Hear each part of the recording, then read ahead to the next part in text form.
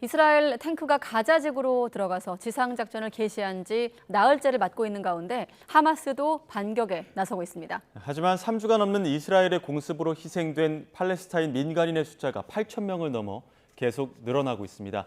강성웅 해설위원 실장과 이스라엘과 팔레스타인의 전쟁 상황 조금 더 짚어보겠습니다. 어서 오십시오. 네, 스스로도 길고 어려운 전쟁이 될 거라고 예상한 이번 전쟁 하나씩 질문 드리겠습니다. 이스라엘 지상군 진입이 지난주 금요일부터 본격화한 거죠? 그렇습니다. 지상군을 집어넣고 나서 그 다음 날 네타냐후 총리가 회견을 열어서 네. 전쟁이 두 번째 단계에 접어들었다. 지상작전을 본격화했다. 이런 얘기를 한 거고요. 조금 전에 말씀하신 것처럼 길고 어려운 전쟁이 될 거다. 물론 그 전에 지상군을 조금 투입해 봤는데 그것은 잠깐 기습을 했다가 철수시키고 이런 방식이었는데 지금은 이제 현재 지상군의 일부가 가자 지구 안에 들어가서 주둔을 하고 있습니다. 예, 그럼 투입하는 경로는 어떻게 됩니까? 투입하는 경로는 이게 정확히 밝히진 않았지만 예. 대체로 북쪽 경계선에서 들어왔습니다. 그 지도를 준비를 한 게 있는데요. 아무래도 북쪽이 이스라엘의 주요 도시와 가깝기 때문에 그쪽부터 들어갈 수밖에 없는 거죠. 예. 네, 지금 지상군 투입 저 북쪽에 두 군데 빨간색이 내려오고 있지 않습니까? 네. 예. 그 위쪽으로 100km 올라가면 이스라엘 수도 테라비브를 비롯해서 주요 도시가 많습니다. 예. 그러니까 이쪽부터 내려오는 것이고요. 해안선을 따라와서도 내려왔습니다. 그리고 그 베이트 하눈이라는 그 주둔이라고 표시되어 있는데 예. 저쪽으로도 내려온 것 같은데 뉴욕타임스 분석을 보면 어딘가를 통해서 세 가지 경로로 북쪽으로 내려왔고 네. 또 옆쪽으로 지상군 투입 두 번째 저기 이제 약간 중간을 찔러서 들어왔는데 두 군데에서 동시에 들어온 것 같습니다. 주로 주력군은 위에서 내려온 거고요. 네. 가자시티라고 하는 중심 도시를 저걸 뭐라고 얘기할까요? 점령보다는 그 안에 있는 하마스 세력을 소탕하기 위해서 작전을 본격 시작한 겁니다. 그러니까 가자를 중심으로 치고 빠지기 위해서 거점, 그러니까 주둔으로 전략을 좀 바꿨다. 그렇습니다. 이렇게 해석이 맞습니다. 되는데, 자, 네. 그럼 이런 동선으로 봤을 때 이스라엘군의 지상 작전 의도를 좀 어떻게 해석할 수 있습니까? 그러니까 목표가 저게 점령보다는 이 안에 있는 하마스 세력과 일반인을 분리하는 거예요. 하마스를 제거하는 거죠. 괴멸시키겠다고 하는 건데 점진적으로 이렇게 압박을 해서 그 안에 있는 하마스 세력을 완전히 소탕하는 게 목표입니다. 그래서 이제 그 전에 많은 미사일이라든지 공습을 감행한 거고요. 저렇게 한 것을 보면은 일단은 반을 잘라서 그 위쪽을 먼저 포위해서 하마스 세력을 제거하겠다라고 한 것 같고요. 이게 그러니까 전면적으로 이렇게 쭉 점령하는 방식보다는 구역을 나눠서 거기서 하마스 세력을 소탕하는 그런 방법인 것 같고요. 아까 지도상에 베이트 하눈이 있던 그 북부 지역. 맞습니다. 먼저? 그쪽인데 이제 밑으로 옆에서 치고 들어온 거 있지 않습니까? 네네. 거기가 사실은 대략 보면은 그 민간인 철수 요구 지역입니다. 그러니까 1차로 이 절반, 북쪽 절반을 먼저 소탕을 하겠다. 여기서 하마스 세력을 괴멸시키겠다. 이런 목표를 가진 것이 굉장히 분명해 보입니다. 예. 그러니까 점진적으로 조금씩 조각조각 내면서 이제 점령을 하고 있는 상황인데 네. 바이든 대통령이 가자를 점령하면 실수가 될 것이다 이런 이야기 하지 않았습니까? 네. 전면적으로 확 치닫는 것보다는 이렇게 조금씩 점진적으로 들어가는 부분은 어떻게 보면 미국의 어떤 조언을 들었다고 봐야 되는 겁니까? 맞습니다. 굉장히 그 미국과 협의를 긴밀하게 하고 있다 이렇게 볼 수 있습니다. 네. 특히 로이드 오스틴 장관하고 이 갈란트 이스라엘 국방장관, 양국의 국방장관이 거의 매일 통화를 하다시피 합니다. 그래서 이 작전을 협의하고 있고요. 알다시피 지난주에 그 제임스 글린이라는 해병대 중장이 여길 갔다고 저희가 말씀드렸는데 지난주 월요일 날쯤 도착해서 사실 이 작전을 굉장히 자문을 하는 그런 상황입니다. 그 제임스 길린이라는 사람이 과거에 이라크에서 이렇게 도시를 점령하고 있는, 도시를 차지하고 있는 무장 세력을 축출한 적이 있습니다. 예.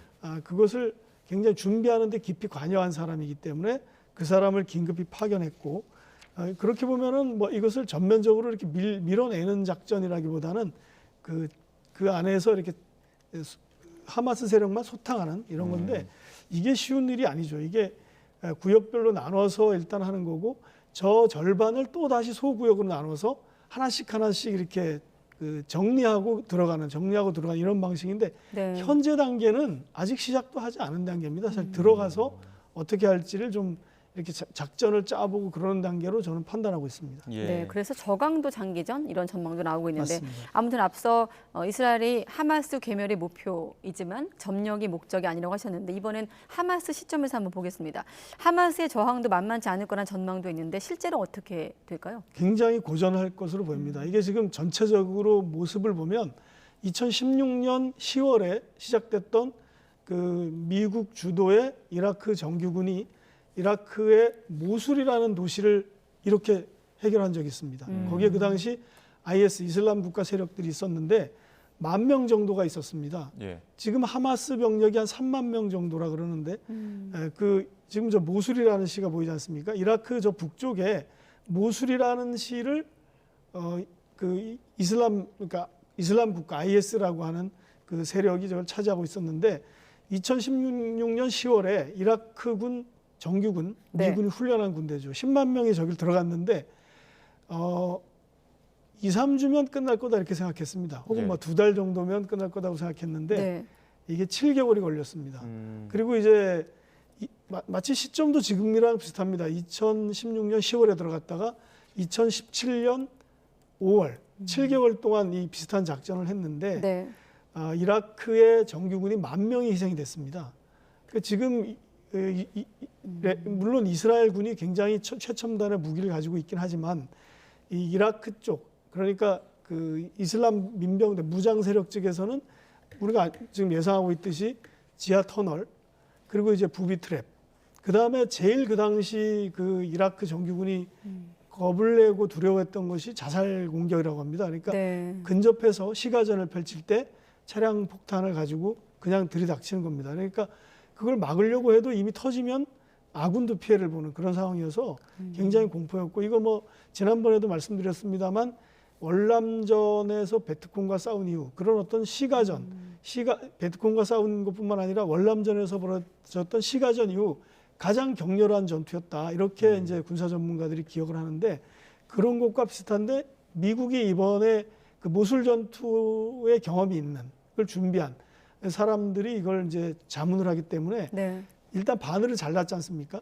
사이즈도 비슷합니다. 그러니까 모술이라는 데가 150만 명의 주민이 살고 있었는데 소개령을 내렸더니 한 60만 명 정도가 남아 있었답니다. 90만 명 빠져나갔지만 네. 그래서 민간인과 무장 세력이 뒤섞여 있는 상황인데 지금 바로 이 북쪽 지역 민간인 철수 지역의 인구가 한 100만 명이 좀 넘는데 거기서 이제 소개령을 내렸더니 나가라고 했더니 아직도 몇십만 명이 남아 있습니다. 그러니까 그 가운데 무장 세력이 숨어 있는 그러니까 예. 비슷한 상황인 것 같습니다. 민감한 부분 중에 하나가 민간인도 있겠지만 어찌됐든 하마스가 붙잡아간 200여 명의 인질도 관건이 될 텐데 맞습니다. 인질 숫자가 조금씩 늘어나는 이유가 뭐죠? 이게 이스라엘에서 계속 발표를 늘려서 발표를 하는데 이 주변 이제 기사를 보면 이스라엘이 계속 그 하마스 쪽의 통신이라든지 그런 것들을 감청하면서 그 인질들을 찾기 위한 작업을 하는데 그 과정에서 조금씩 더 확인되는 것 같습니다. 예. 그런 면에서 조금씩 늘어나는데 뭐 실종된 사람 숫자도 50명이 이른다고 합니다. 이게 확실히 파악하기가 굉장히 어려운 상황이고요. 예. 그러다 보니까 인질 가족들이 이제 모임을 만들어서 이스라엘 정부에 요구를 합니다. 좀 포괄적으로 타결할 수 없느냐 그렇게 얘기를 하는데 그것은 이제 현재 이스라엘이 붙잡아 두고 있는 수감자가 5,000명으로 알려졌는데 그거를 좀 포괄적으로 서로 교환하는 타결을 했으면 좋겠다라는 그런 얘기를 했지만 이게 이스라엘 정부 입장 네타냐후 총리는 충분히 우리가 많은 옵션을 가지고 인질 석방을 위해서 최선을 다하고 있다고 하지만 네. 실제로는 이렇게 군대를 보내서 이거를 이제 압박하는 방식입니다. 이스라엘 정부 측 얘기를 들어보면 이렇게 압박을 했을 때 인질을 더 구하기 쉬울 거다 이렇게 기대를 하고 있는 것 같습니다. 그러나 그것은 사실과 정말 부합하는 건지 그것은 아마 뭐 인질 가족들이 믿지는 않겠지만 그게 맞을까 이런 생각을 하게 됩니다. 예. 네. 자, 그리고 분쟁 초기부터 이제 관심을 모았던 나라가 이란인데, 자, 이스라엘의 지상군이 투입이 됐고 확전을 계속해왔던 확전을 경고해왔던 이란은 어떻습니까? 이란이 이제 한 단계 대응 수위를 높인 것 같습니다. 이란 대통령이 직접 회견을 해서 네. 지금 그러니까 이스라엘이 레드라인을 넘었다, 위험선을 넘었다는 거죠. 사실 그 직전에 보면 이란의 외무장관은 우리는 확전을 원하지 않는다 이렇게 얘기를 했습니다. 그리고 미국과의 뭐 관계 개선 움직임이라든지 중동 정세라든지 중국과의 또 관계 이런 거를 생각해서 이란은 좀 이게 확전되지 않았으면 하는 생각도 있는 것 같습니다. 그러나 저렇게 이스라엘이 하마스를 소탕하듯이 공격을 하면 이란뿐만 아니라 아랍권에 있는 이제 이슬람 세력 사람들의 어떤 정서도 있고요.